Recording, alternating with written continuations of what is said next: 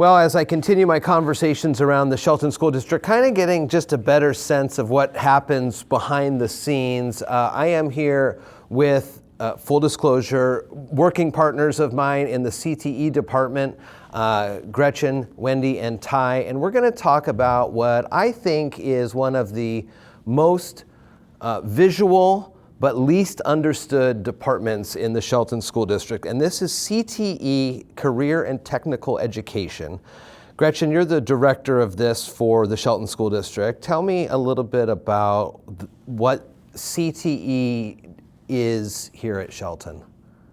It's really an opportunity for us to partner with students in 7th through 12th grade, staff in our district, and industry partners to create hands-on learning experiences that align both with state standards and what industry partners need as our students graduate and head into their career. This seems to be a department and push that has come on in the last, 10 years. People start talking more about this. I would say as folks are looking at what they're learning in schools and realizing at times there could be a little miscommunication, let's say, between what is in the classroom and what is being worked on in the real world. Would you agree to something like that?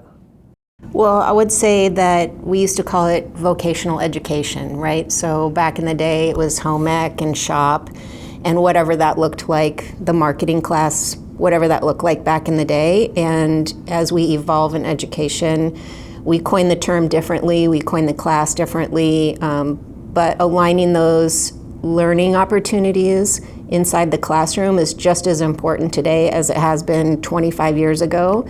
But I would agree that in the last 10 years, there's been a real push, especially in Washington State, to turn out students in a graduation stance, post-secondary, if you will. How can they be most successful, regardless of if they go to college or university or they go straight into a career? One of the things here at Shelton School Districts, at Shelton High School specific, is the introduction over these last few years of the academies and the pathways. And when I talk to people in the public and they kind of are unsure of what that means, it almost is like a collegiate level decision-making process for these students. They'll come in to high school,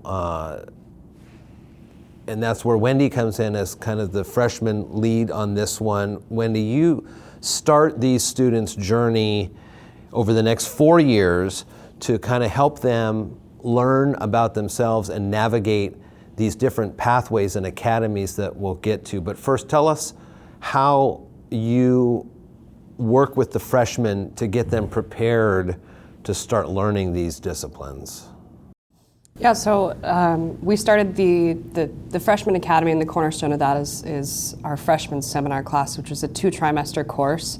And it's really about how do we successfully transition from a junior high school to the high school model. So a lot of high school 101 type of courses. How do I check my email? How do I communicate electronically? How do I get onto Canvas and things like that? But we also spend a lot of time helping students figure out more about who they are and start thinking about who they want to become in life. I think one of the main points of freshman seminars is that we want to help students be really proactive about how they spend their time and make choices that are going to benefit them, not just in the next 3 or 4 years, but for many years to come. And the way we do that is, first of all, we do a lot of introspective lesson planning and activities. So we use a program called U-Science, which helps students explore what their natural aptitudes are, skills that they might naturally be good at, like math, for example. Some of us have a natural aptitude towards mathematics. Some of us have a natural aptitude towards the arts. And what we do through U-Science is that we help frame those things as, sure, you have this natural aptitude for that, and that those skills connect you to a potential career. It doesn't mean that you'll never be good at these other skills. It just means that you might have to try a little bit harder.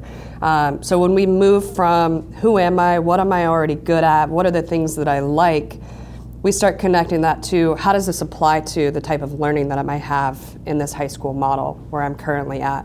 And that's our academy system. And I think it's important to note that our academy model is based off of our regional needs around our industry. These are skills, career paths that students might have the easiest points of access to within the region, but they can also move outward. So we go through the process of exploring our academies. We have hands-on experiences where students learn about what are the types of skills and activities that I might do when I'm exploring in this career path, and does that connect and resonate with the aptitudes and interests that I already have and what I might want to do after high school. But what I think we really always want to emphasize to students is that this does not mean this is what you have to do for the rest of your life. And I think that was a little bit of a struggle when we first launched, as students were like, well, but now I have to be a doctor? Right. Or now I have to be a mechanic? Like, no, you don't have to do these things. You can do them while you're here and enjoy them, but we really want to emphasize the transferable skills that you gain while you're in these pathways. So how do the skills that I gain in one class connect to a career path in a different one? And I can talk to that in my own experience of, I have an education background in theater arts and the performance and all sorts of other things that don't directly connect to what I do now today, but so many of those skills immediately translate and elevate the work that I do now in education and event planning and collaborating with teams. So we really want to help students understand that these skills branch out to many different places and they can help them. And then, too, I would say, Gretchen, is the students are moving their time through the high school in these 4 years, having them kind of key in on some things that they like or have an aptitude for helps keep them engaged in the overall learning process as they move through some of these other disciplines that they may not necessarily have an interest in but need to get fulfilled for graduation requirements. Absolutely. A traditional English language arts class doesn't always resonate with a student, but when you connect it to reading a manual inside of the auto shop or inside of the manufacturing world, then they can connect the dots and it tends to make them more successful in their English class. Same with math, science, social studies, right? The whole civics engagement piece is incredibly embedded inside of all of career and technical education. Explain again the different academies that we have here at Shelton High School, or just the names of them. Sure. The Freshman Academy is for all of our ninth graders, and that's a required academy. Students then, in their second trimester of their freshman year, choose which lens they want to finish learning their high school career through. So it's Business, Finance, Hospitality, Natural Resource Academy, Manufacturing, Engineering, and Technology Academy, and Health Science Academy. And those, like Wendy was saying, those are modeled on what we have here in the region, or is it a kind of a nationwide model for these kind of overarching ones? That's a good question. So it's a little bit of both. So career and technical education is modeled by career clusters, and that's at a national model, but in the Shelton School District, we have worked incredibly hard with our industry partners to create experiences for our students that can rebound our students back into our community, whether or not they go to university. So can someone go from the Natural Resource Academy right into Sierra Pacific? Absolutely. Can they go to university and come back to Mason Health? 100%. And that was super intentional by the industry partners and the educators before our time. Ty, you are kind of the lead there when it comes to business, finance, and hospitality.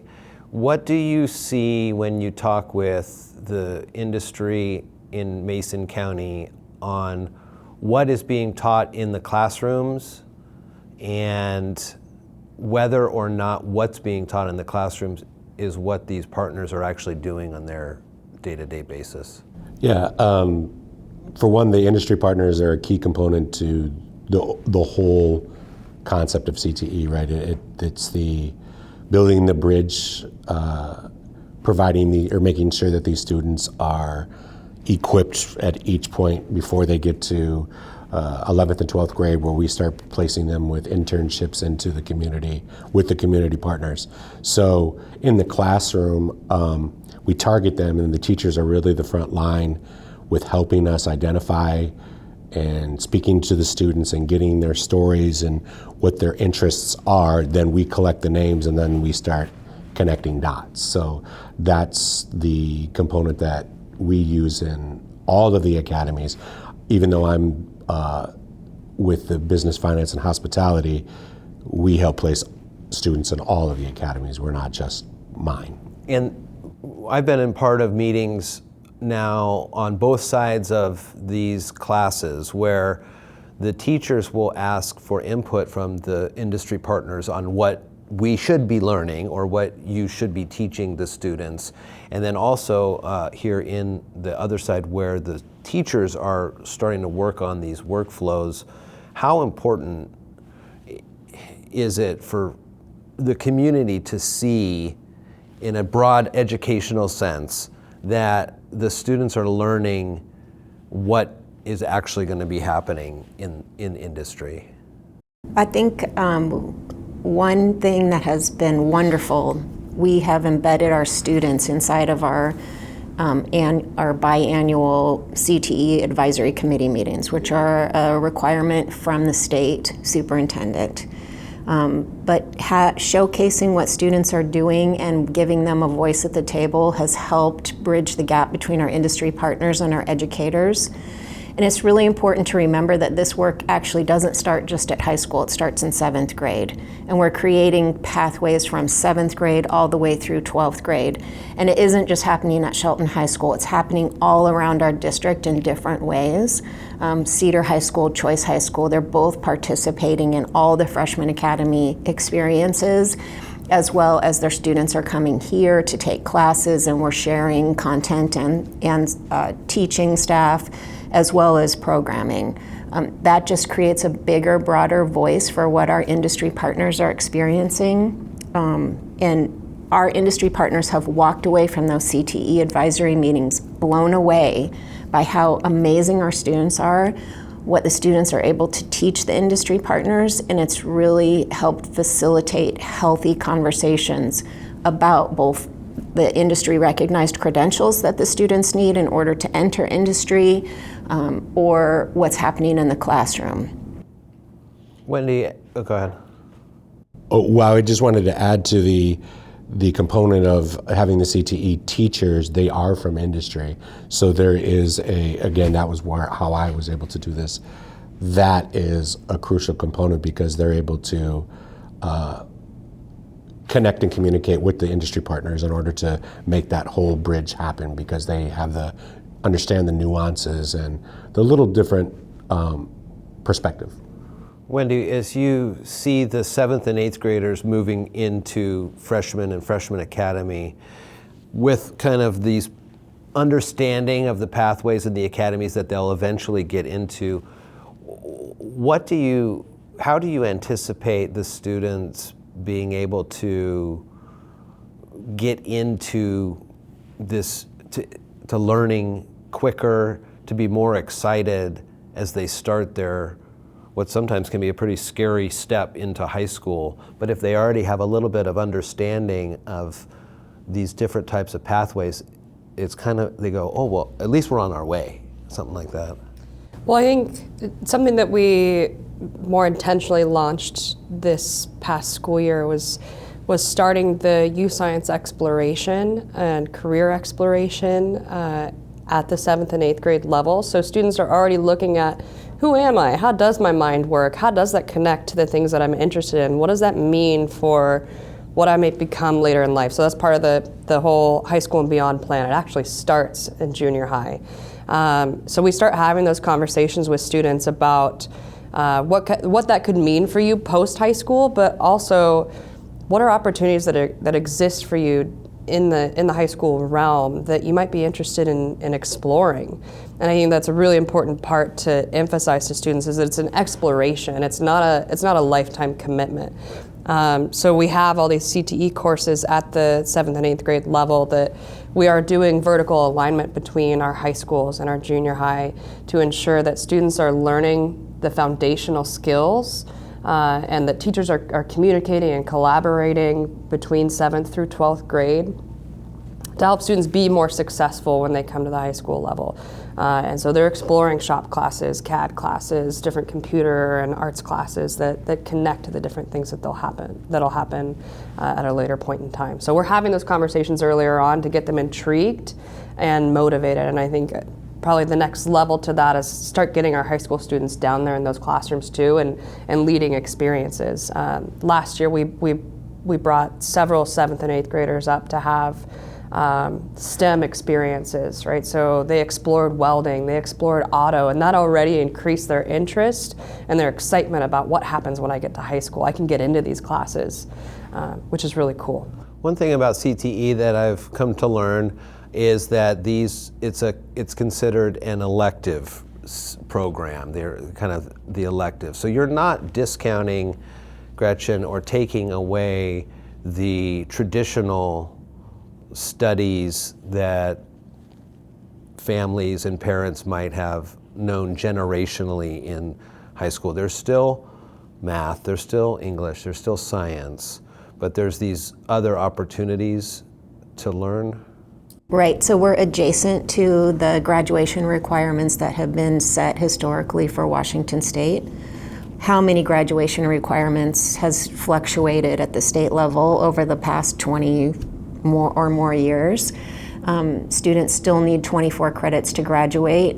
It's never our intent to take over, but sometimes our classes do have equivalency credit or cross credit with math or science. We have an AI foundations class that's equivalent to social studies, and we're the only one in the state. And we did that here in Shelton, and that is an amazing accomplishment. But we're not here to take over social studies. We're just here to complement it and to teach kids that you can learn those skills and those standards through a different method. But all of the rest of those teachers and the cohorts and the district leaders that align English, math, science, social studies, you name it, they're just as important. And you're correct, we are considered an elective. So, we're running by the skin of our teeth during levy season. We're lucky in Shelton School District that our voters have historically said yes to levies. But we're elective, and we will go away if the levy doesn't pass. And again, circling back to kind of what the freshmen are seeing when they first get on campus, this is their opportunities to explore their future pathways, future employment opportunities. I said at the onset that this department is one of the most visual, outward-facing of the district, I would say, but one of maybe the least understood, especially when you say that these are elective classes. Folks have come in over the many, many years, and I say outward facing because you've got such a good buy-in that has been developed over the years for these career fairs and these expos, and community partners take time out of their busy days to come spend a day on campus and engage with these students and learn what they're learning, show off what they're learning. And on top of that, we in a department, and again, disclosure here, I do work with these folks, but it's a good way to understand better what's happening. This internship model that started in earnest last year in a way to get kids out of the classrooms and hands-on learning. We're just getting ready to wrap up the first session of this school year, but starting last year, Ty, this became a real flashpoint in the community. People were talking about it all over the place. Yeah, it's a total buy-in though, right, from Gretchen's direction and mission, duty upon us, she's wanting us to fulfill these obligations. We kind of thought we set a low bar, but we killed it, and then we ended up really catching a really good pace with our community partners buying in, our teachers giving us names of students, our admin allowing us, our partnerships with like MTA, we really did our work and networking, I guess is the best way to say that, is we really do, it does take a village, and we really put that process together. And then this year we started refining it right at the end of last year, and I think we hit the ground running, and now we are with all of the major employers within the Mason County, and we have some really great partnerships, and we're starting, I would say, our second tier of partnerships with other entities that watched last year, and then now are saying, attended our advisory committee meetings, and now are like, we want in.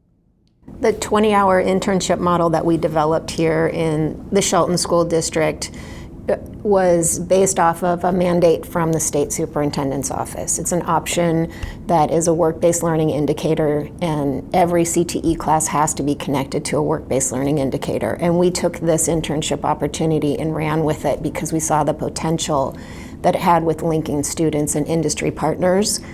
What we've developed here has become so successful that the regional CTE directors, the chamber, the local chambers are really interested in having conversations. And in the next 6 weeks, we'll be having some pretty deep conversations about why we run this model and how we run this model, and we'll be able to showcase even more the success that our students and our industry partners are having with this. And then during Freshman Academy, the students are hearing from these juniors and seniors that have gone through this to get them excited about potentially choosing these pathways when it comes time to declare. Yeah, exactly. And I'm glad you brought that up too, because I think that that's a really important piece of when we have our freshman students exploring these academies and pathways. We're always collaborating with our student leaders and our staff members from each program area. But we found, this is our third year now doing it, we found out really quickly that our freshman students respond really, really well when they hear from their peers about what's exciting about these programs, why they love it, what they get to do when they're a part of it. I think that's just a matter of circumstance of what it is to be a teenager. Things are sounding a lot cooler when it comes from another teenager as opposed to an adult. Sure. So it's awesome to have our industry partners present as well, but when they work alongside our student leaders and share that passion with our freshman students, they're more interested in exploring, learning more, asking more questions, and that's where they end up hearing about things like internships and field trips and other really great things that are happening in each program. And it's not only the Shelton High School, right? You briefly mentioned Choice and Cedar, but then also OBJ. So the other two high schools in the district are also included with that, right? The education. How are those students that feel more comfortable at those high schools able to get into these types of programs? Into the internship, please? Either the internship or just being able to take some of those pathway classes that may not be at the other high schools.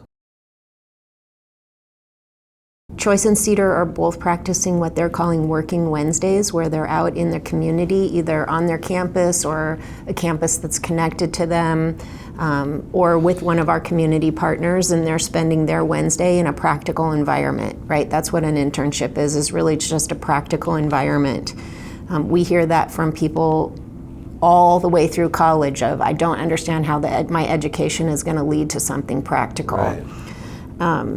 But Choice and Cedar also have students also have the opportunity to come up to Shelton High School and take a welding class or an engineering class or be part of the culinary program.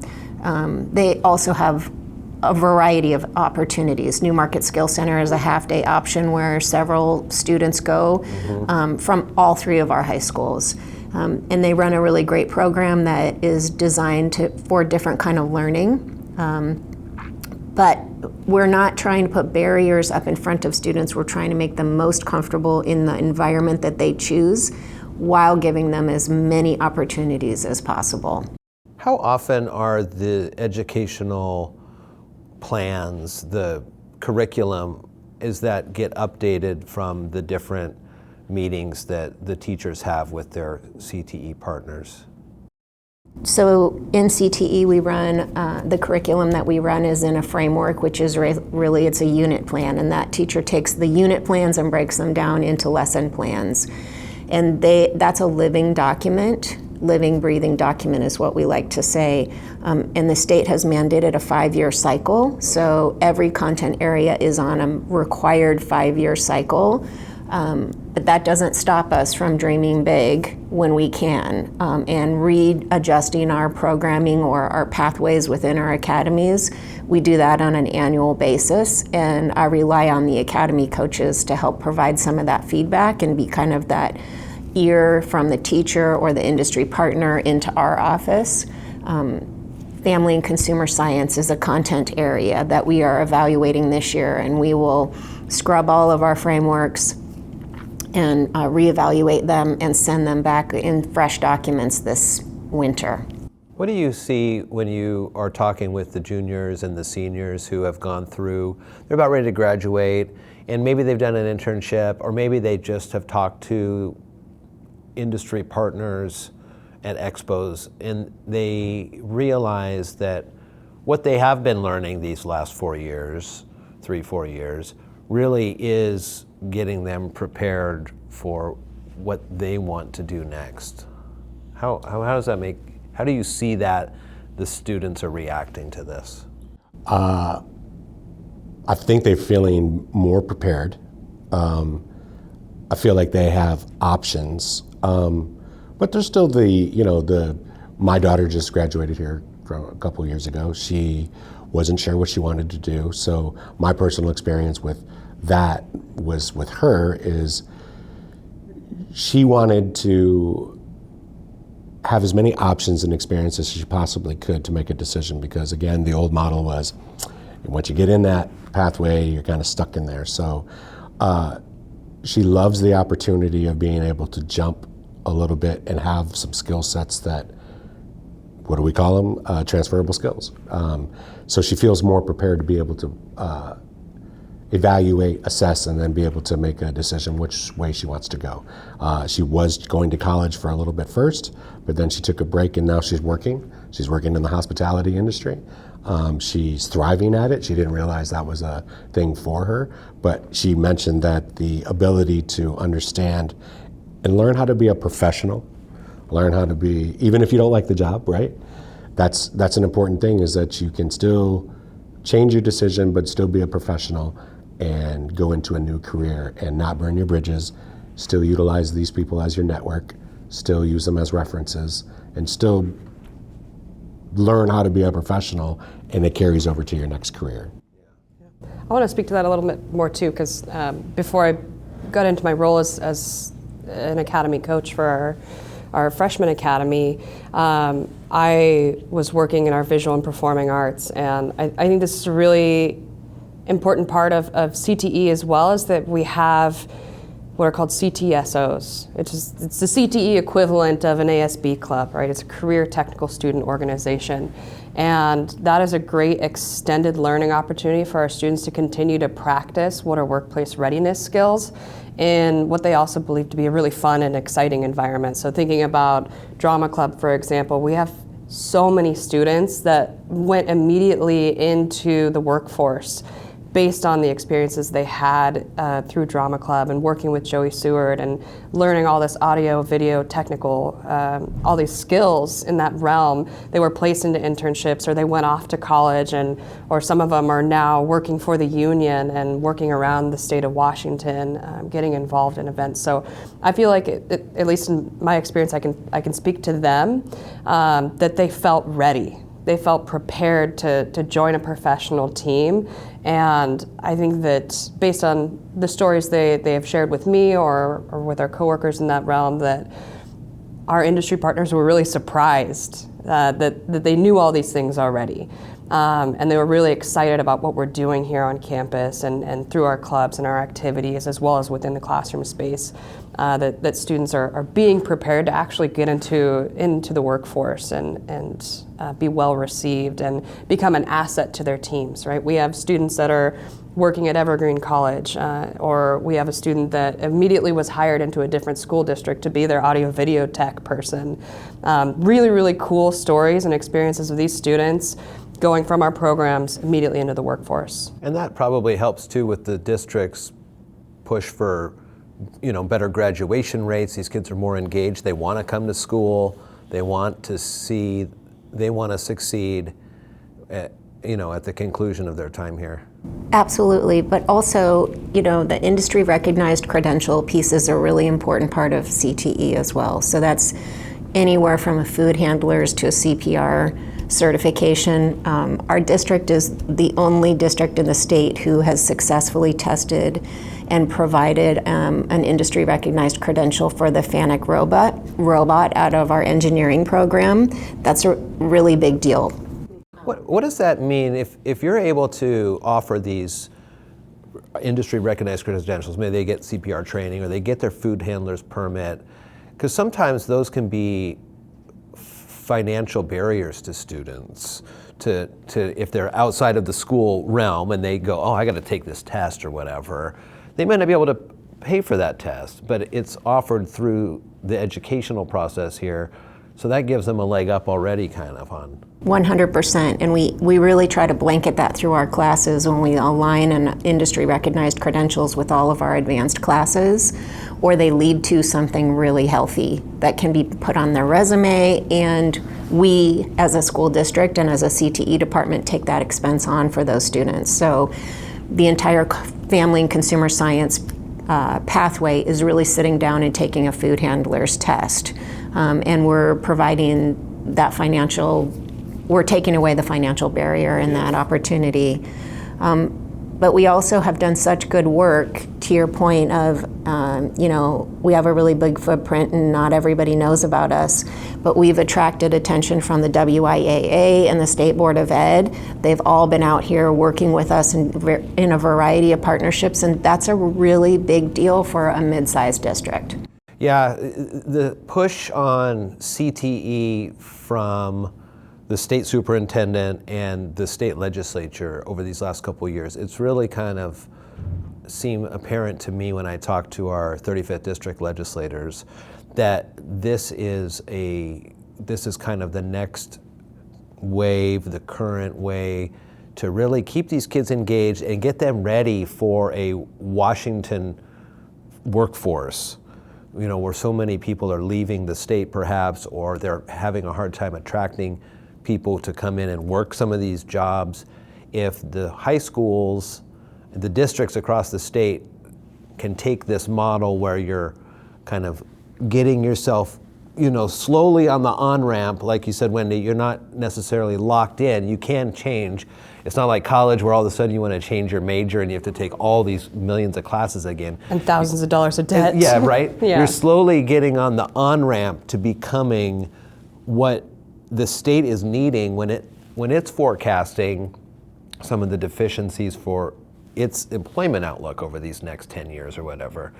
The seeds are being planted now in 7th and 8th grade, which is pretty fascinating. So whether or not you remember these classes as home ec or shop or whatever, CTE is kind of the new nomenclature for it, career and technical education. And Ty mentioned transferable skills. You may also remember that as called soft skills that people would say. Don't say that. I know, times change, but people remember those ways of speaking about these types of eye contact, handshakes, business professionalism. So it all still is being taught, especially here in the Shelton School District.